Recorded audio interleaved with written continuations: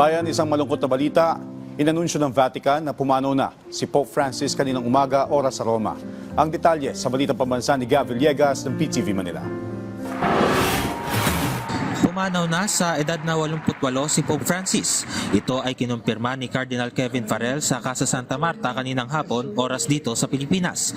Pumanaw ang Papa alas 7:35 ng umaga, oras sa Roma.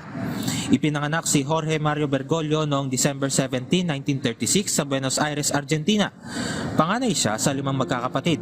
Nagsimula siya sa kursong Chemical Engineering pero pumasok sa seminaryo bilang Jesuita matapos gumaling sa malubhang karamdaman noong 1958. Naordinahan siyang pari noong 1969 at naging katuwang ng mga mahihirap, kabataan at mga biktima ng diktatorya sa Argentina. Noong 1992, itinalaga siya bilang auxiliary bishop at pagkatapos ay ginawang arsobispo ng Buenos Aires. Namuhay siyang payak, sumasakay ng bus, tumitira sa apartment at nagluluto ng sarili niyang pagkain.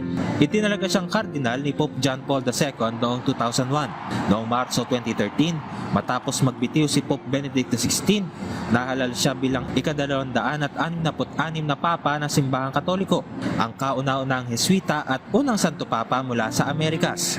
Pinili niyang gumamit ng guest house sa halip na Papal Palace at binigyan diin ang paglilingkod sa mahihirap, pagpapasigla ng panlipunang hustisya at pangangalaga sa kalikasan.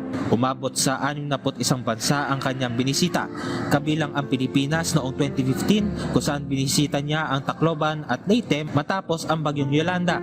Ang kanyang misa sa Quirino Grandstand ang may pinakamaraming dumalo sa kasaysayan, 6 na milyon. Kamakailan, isinugod siya sa ospital dahil sa bronchitis at nanatili doon ng mahigit 1 buwan. Matapos ang gamutan, muli siyang nagpakita sa publiko noong Palm Sunday at Easter Sunday. Noong Sabado de Gloria, nakipagkita pa siya kay US Vice President J.D. Vance at pinag-usapan nila ang kapayapaan at religious freedom. Paalam Lolo Kiko, ang inyong buhay ay mananatiling iluminasyon sa pananampalataya at paglilingkod.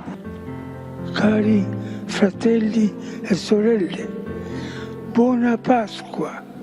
Mula sa People's Television Network, Gab Humilde Villegas para sa Balitang Pambansa.